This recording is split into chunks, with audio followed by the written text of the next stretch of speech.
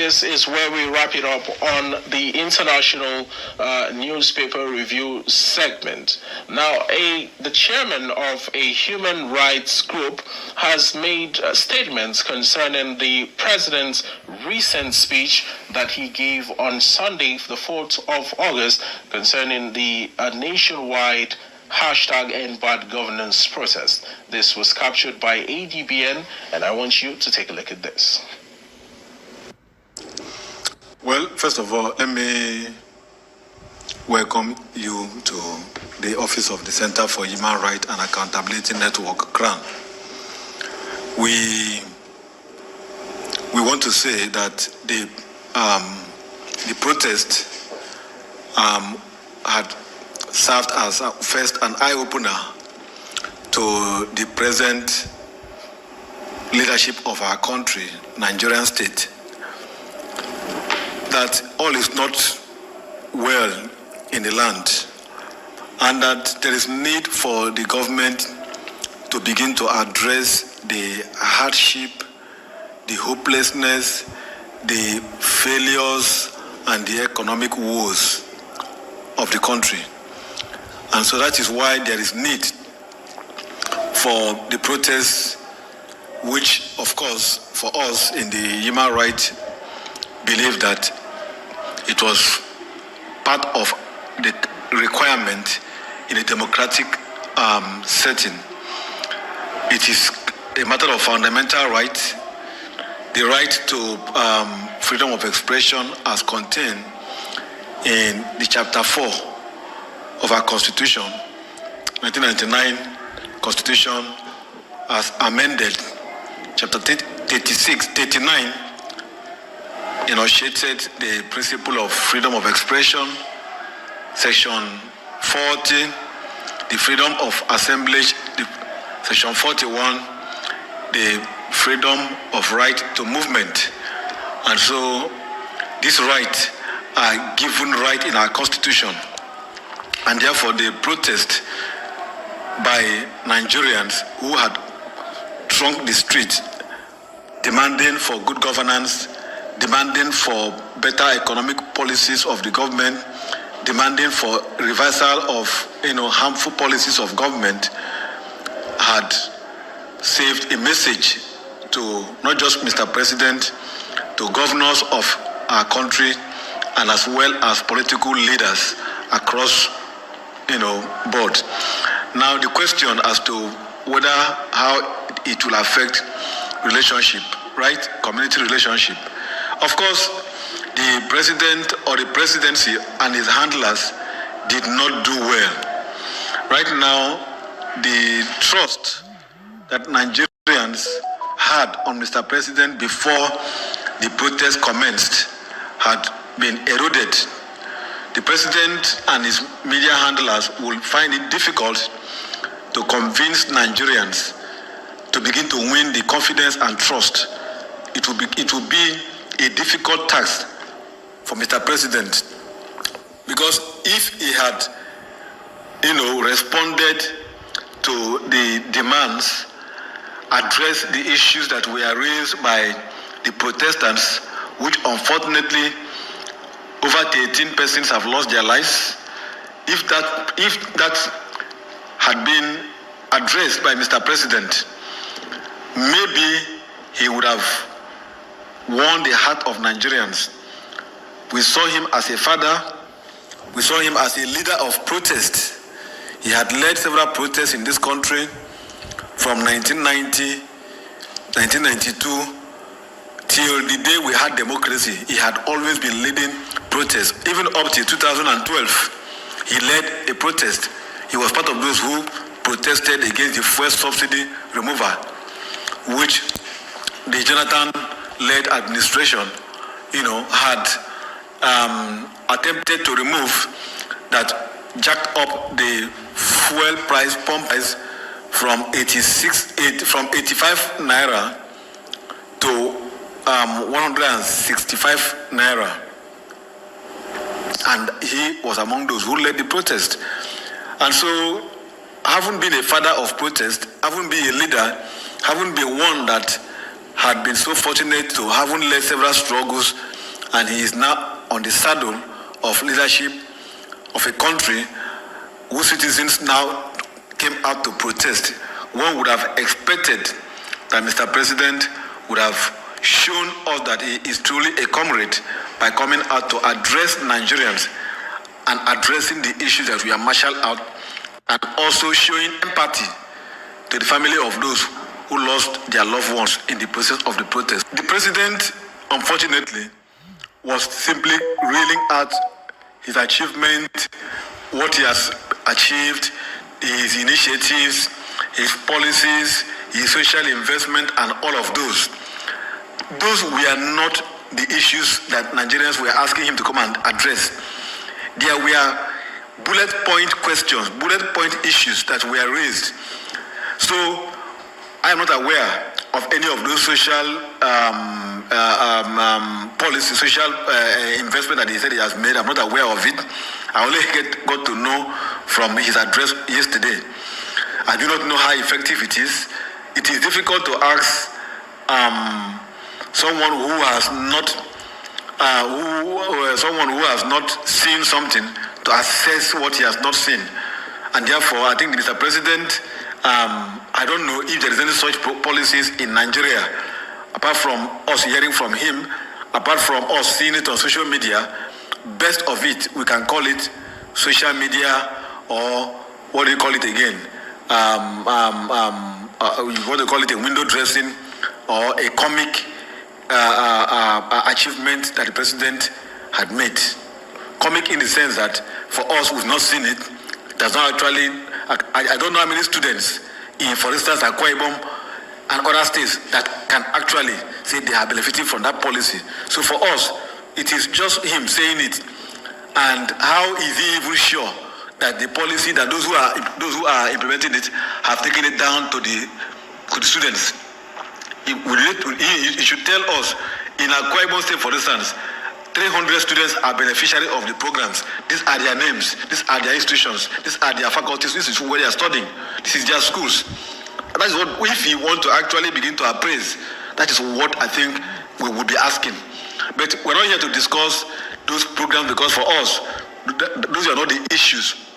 Those were, if at all, any of such policies or such programs existed, those were social control that he had with Nigerians before becoming president. We are talking about the current economic issues that have set so many families to become homeless. So many people have lost their lives. If you watch the clips that we are seeing on the national television on a daily basis from this protest, you will see people who are hawking pure water, who are hawking hawking, selling things in the protest, and they are also protesting. You see, I saw a lady who carries, I think, Zobo on her head and carries two of her daughter, and they were protesting in the midst of the protest, and they interviewed her. Why are you in the protest? She said because she wants her daughter future to be better.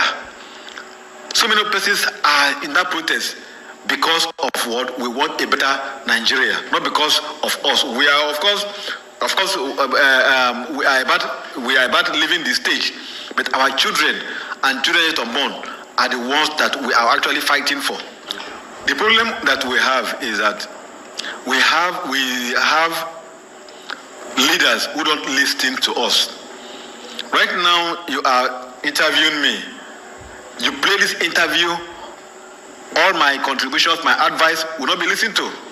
Even where it is listened, the people who are surrounding the president will tell him, don't mind what they are saying.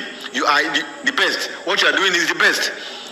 Until our leaders begin to take constructive criticisms, to begin to play less politics and focus more on governance. Because what we seem to see in the Mr. President's address was more of politics, more of what he has done, what he will do, more of a campaign address. And this didn't actually fly. We needed to hear Mr. President address the issues that were raised.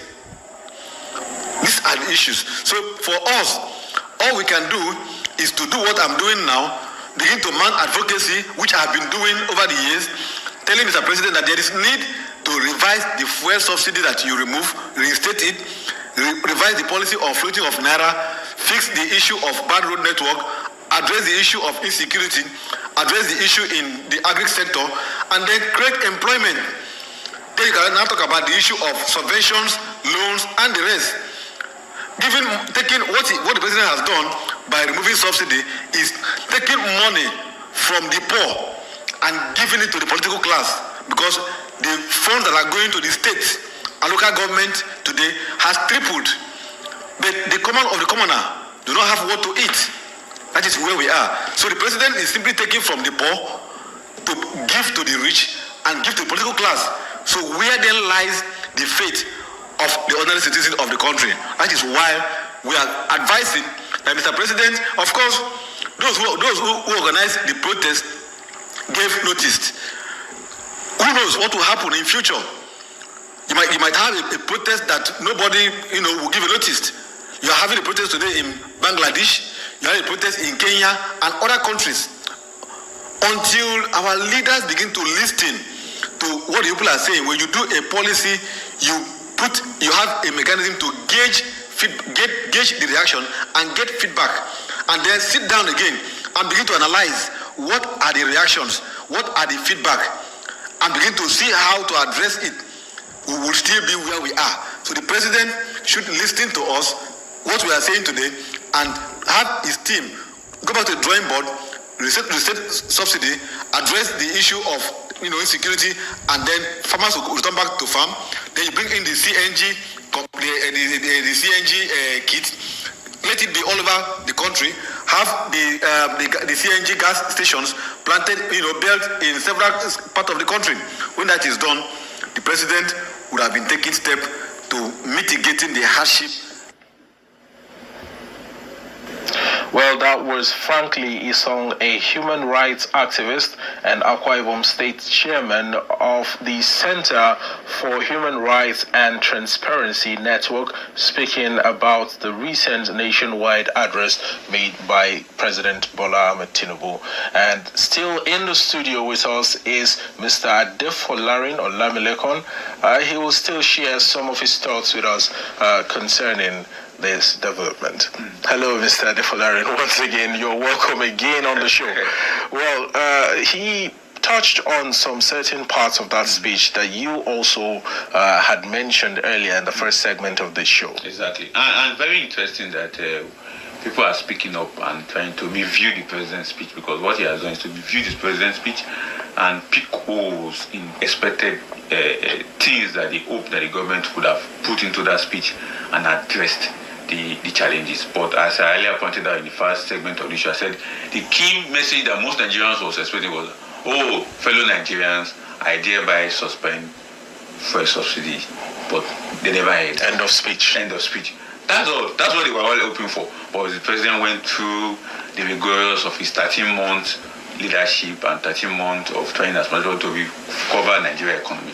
But as Frank Esong said, yes, the government would have do more practical and be more proactive in putting some of the things in place. I also pointed out in the president's speech yesterday on the sister stage, I said the president said that most Nigerians are misinformed and miseducated. It is the fault of the government that Nigerians are misinformed and miseducated, because when the government go into subsidy removal, not enough information, not enough education, not enough enlightenment was put into place. Rather, they just say it, and National Orientation Agency, another agency that would have helped the government to take the message down to the downtrodden, so that Nigerians can really understand.